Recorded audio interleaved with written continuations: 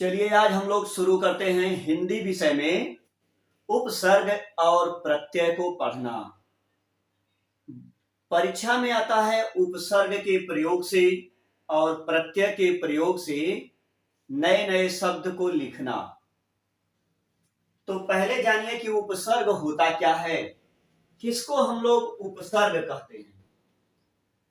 परिभाषा देखिए, वह शब्द जिसे मूल शब्द से पहले लगाया जाता है उपसर्ग कहलाता है। उपसर्ग के प्रयोग से मूल शब्द का अर्थ बदल जाता है।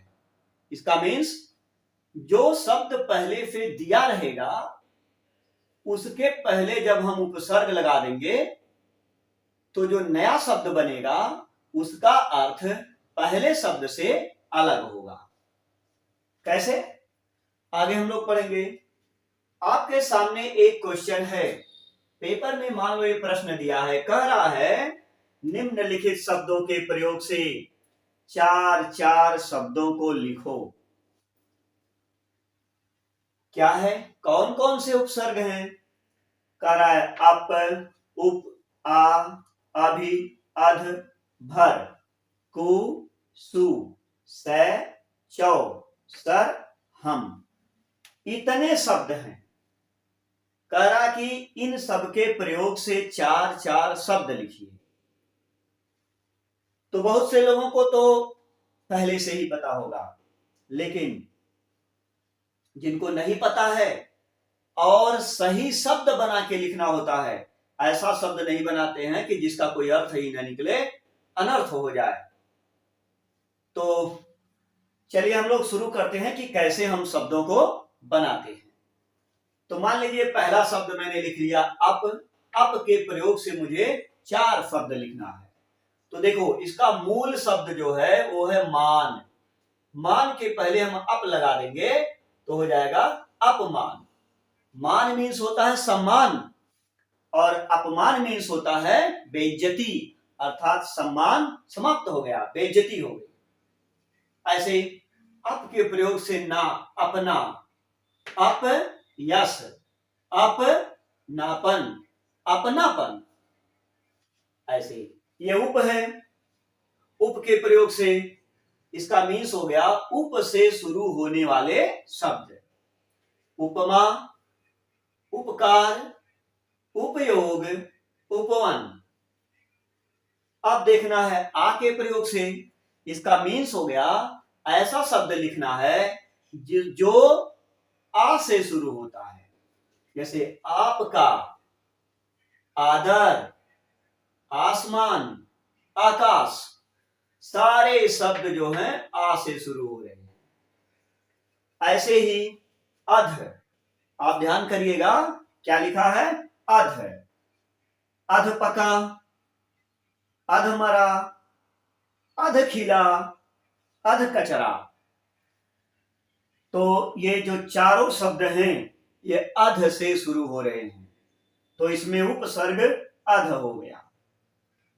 अब कहीं लिखा हो भर, तो भर से शुरू करना है और चार शब्द बना देना है। हो जाएगा भरपूर, भरपेट, भरमार, भरसक। कु से बन जाएगा कुमार्ग, कुमति, कुसंग और कुलीन।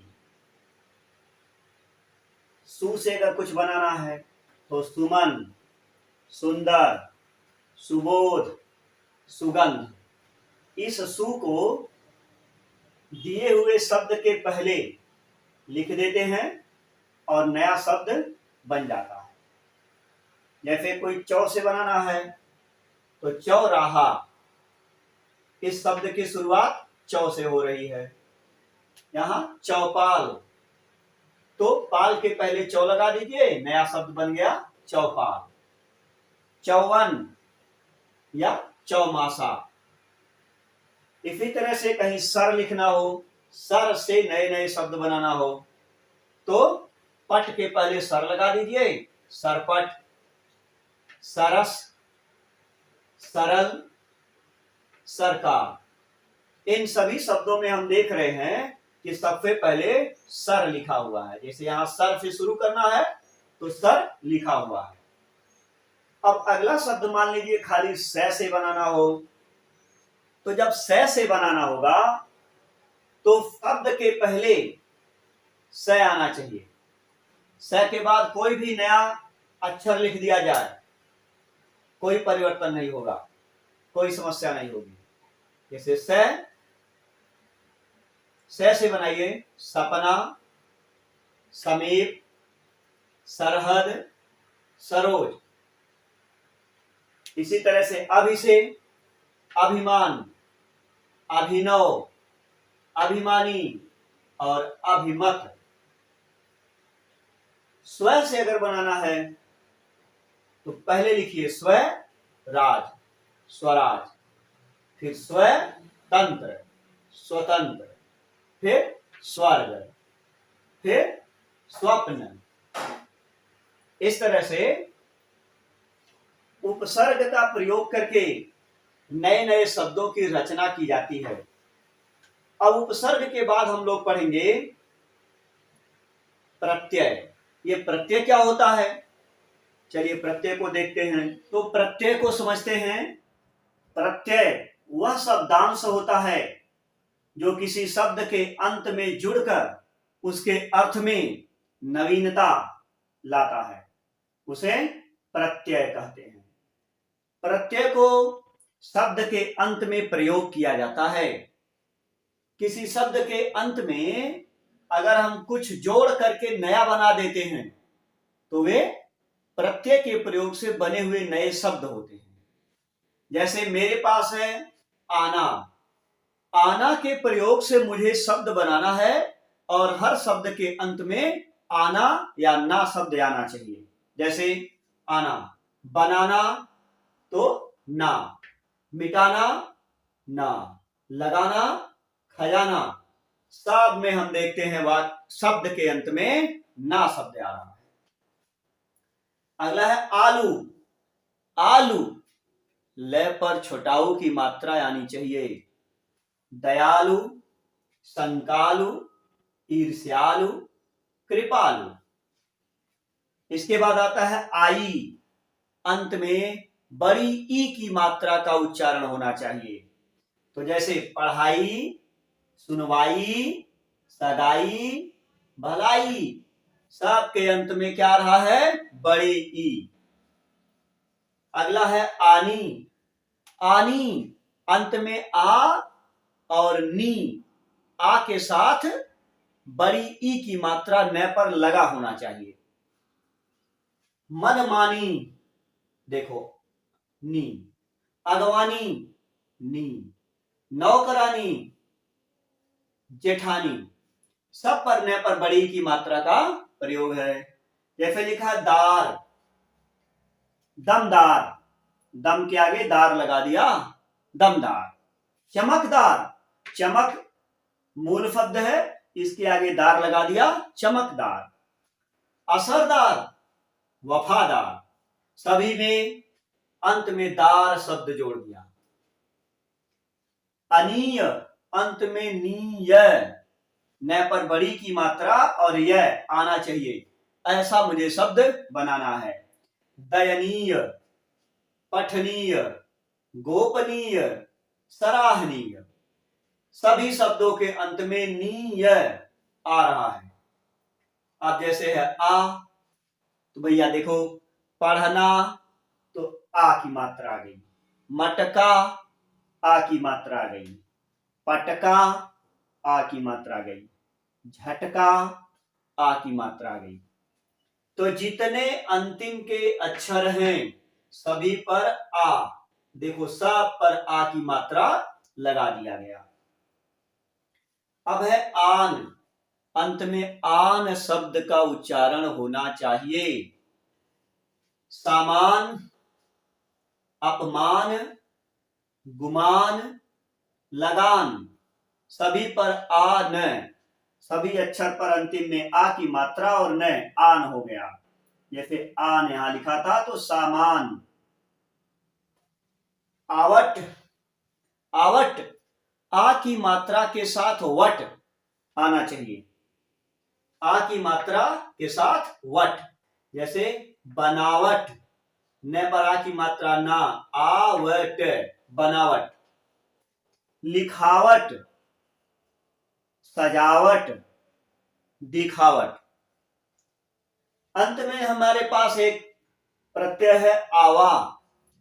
तो आवा अंत में वा से पहले आ की मात्रा, वा से पहले आ की मात्रा। बुलावा, तो वा से पहले ल पर आ की मात्रा, बुलावा। दिखावा, वा से पहले ख पर आ की मात्रा। पहनावा, वा से पहले न पर आ की मात्रा। बुलावा, वा से पहले ल पर आ की मात्रा, आवा, बुलावा, आवा। तो इस तरह से हम देखते हैं दिए हुए शब्द के अंत में जब हम प्रत्यय लगा देते हैं तो शब्द का अर्थ नवीन हो जाता है, शब्द का अर्थ नया निकलने लगता है। तो इस तरह से उपसर्ग और प्रत्यय के प्रयोग से हम नए नए शब्द बनाते हैं। हमारा शब्द भंडार, ज्ञान भंडार, ये उपसर्ग और प्रत्यय के प्रयोग से बढ़ता है। हमारे पास नए नए शब्द हो जाते हैं, हमारे पास शब्द का नॉलेज बढ़ जाता है और हम उसका उपयोग करके अपने सब्जेक्ट को बेहतर तरीके से पेश कर पाते हैं। तो देखिए, चाहे इंग्लिश हो, चाहे हिंदी हो, चाहे संस्कृत हो, किसी भी विद्यार्थी को जिसको ग्रामर का नॉलेज नहीं होगा, निश्चित रूप से वह उस विषय को पढ़ नहीं पाएगा, उस विषय का सही उपयोग नहीं कर पाएगा।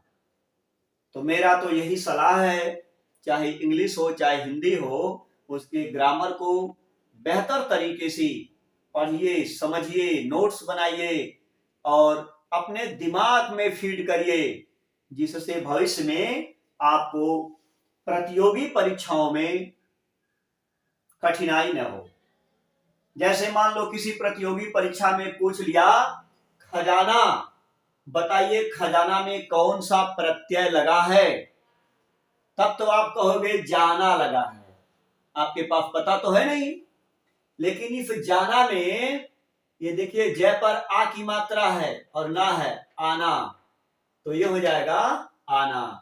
विकल्प में जहां आना दिया रहेगा उसी को टिक कर दोगे, सही हो जाएगा।